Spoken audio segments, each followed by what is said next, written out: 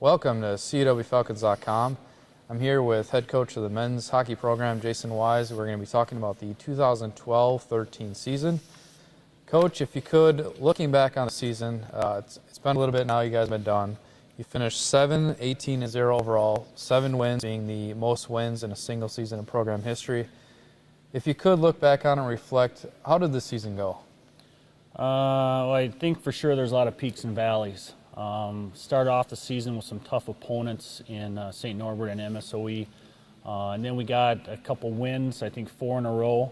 But when we got those wins, we were getting some bounces. And kind of gave us a little false sense of security. And then we lost a few in a row, came back after Christmas, got a few more wins, and then went on a little bit of a skid again. But then finished the season with a nice win against Marion. So a lot of peaks and valleys, but I think the big thing for our young team was that they finally figured out at the end how hard it is to compete at this level and the importance of consistency. It's a short season, only 25 regular season games versus junior hockey where you can play 50 to 75 games. So I think it really hit home with them once it was all said and done. Hopefully it makes us better next year. Now, I know coming into the season there was many goals you guys wanted to achieve. One of them obviously being to make the MCHA tournament. You finished just 2 points out of making that tournament. Does that give you extra motivation and encouragement going into next year, knowing that you were so close, being the first season with so many freshmen on this roster? It does, and I think it really hit home with our players. For me, I've been at this for a while now, so I have a pretty good idea of what it takes. But for the players, I think it really hit home, and that was evident in their one-on-one meetings that we had this week.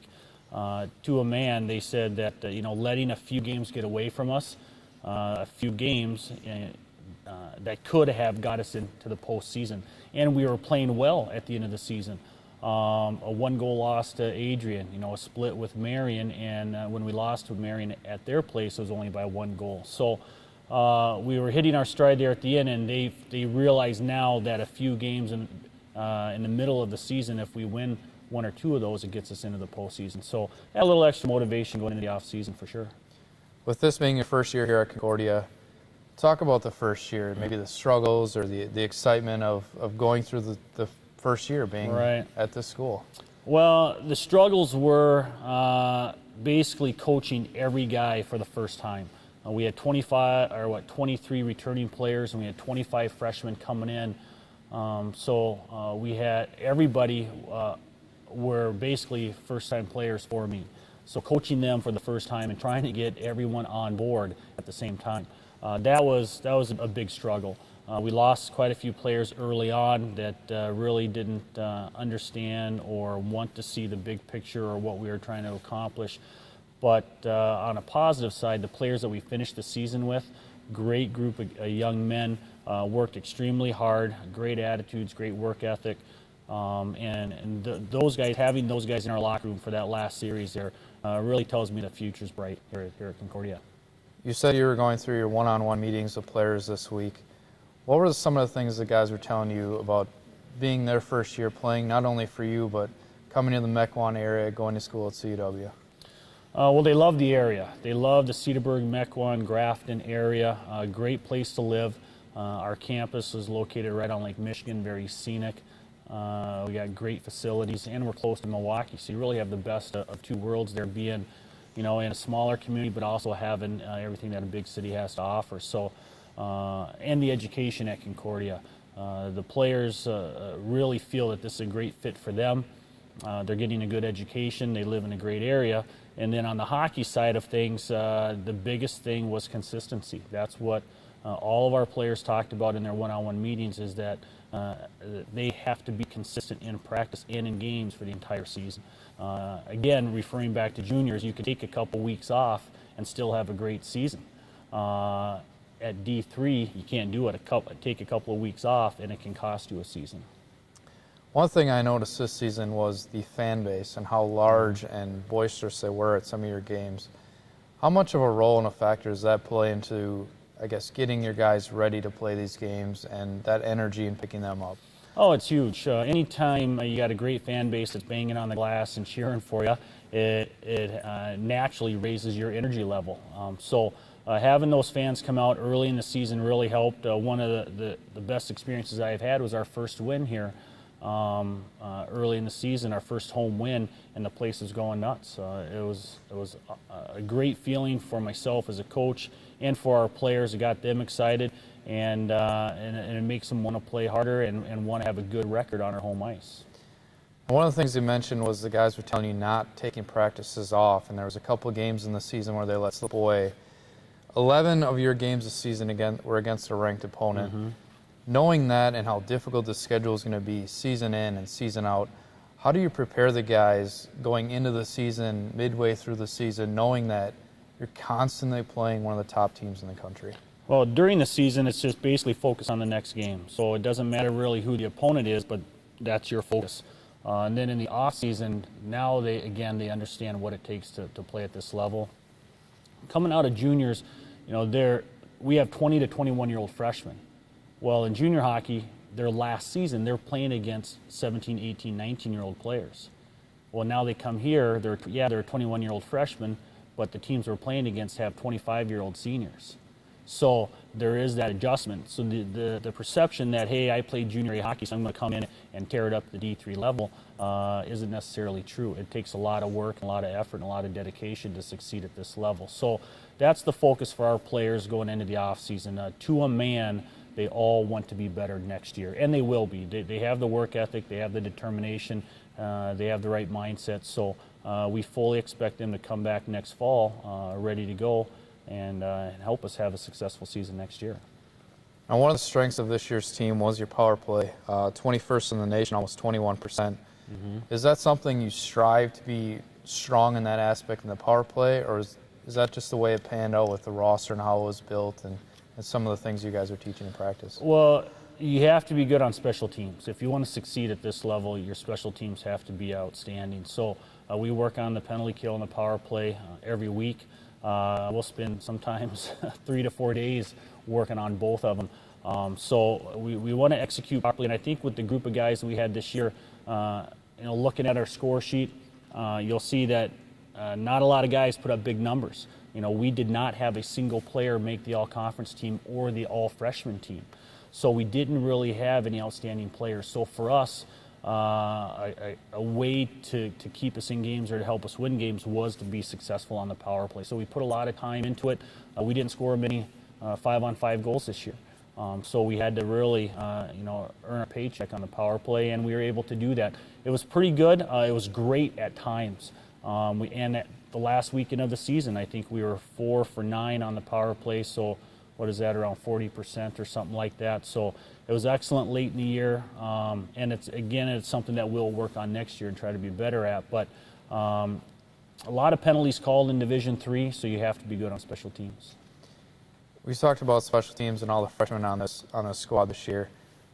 As the season went along, what did you see in them get stronger in, not only besides the power play, but what's an area that this team got stronger in? I think it was understanding that the decisions that the coaching staff made or make during the course of a season are only to help our team. And it was hard for a lot of guys to buy in because nobody had gone through this before. No one had played for me before. So that was the hardest part. And I think you saw there the last few weeks of the season, guys really understanding that there is a method to our madness.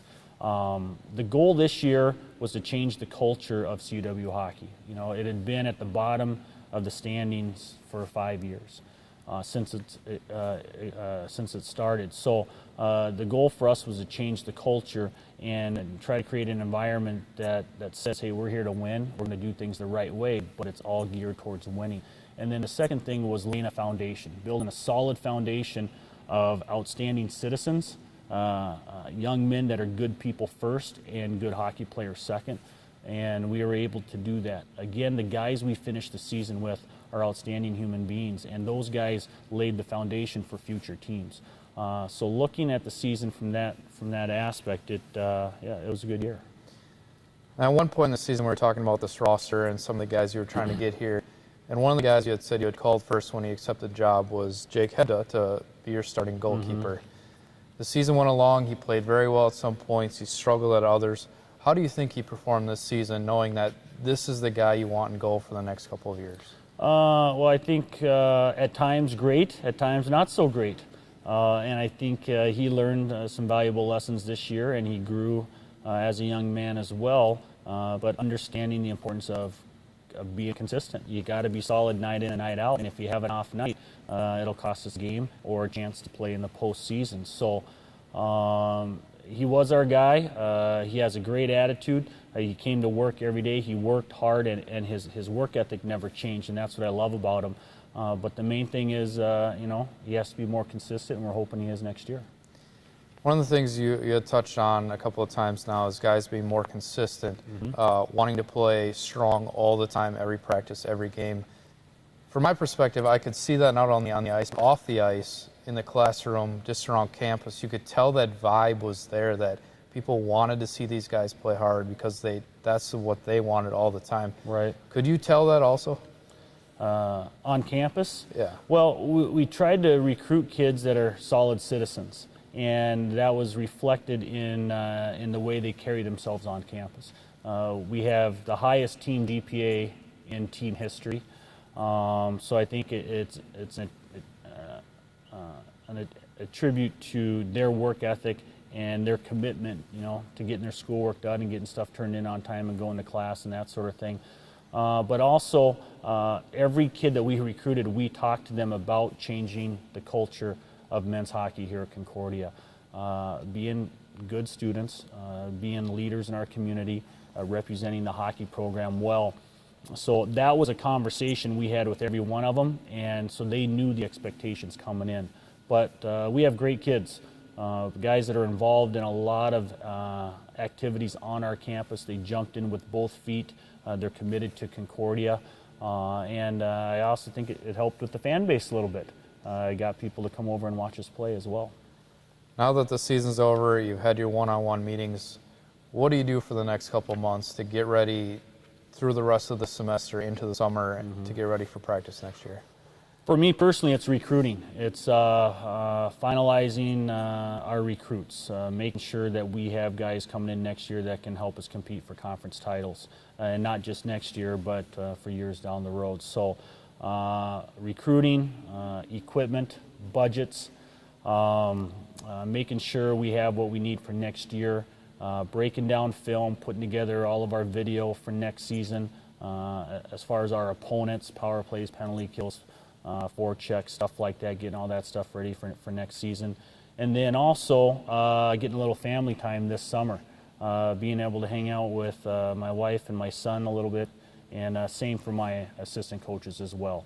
So the focus, today moving forward here, at least for the immediate future though, is recruiting, making sure we have what's necessary to help us compete next year.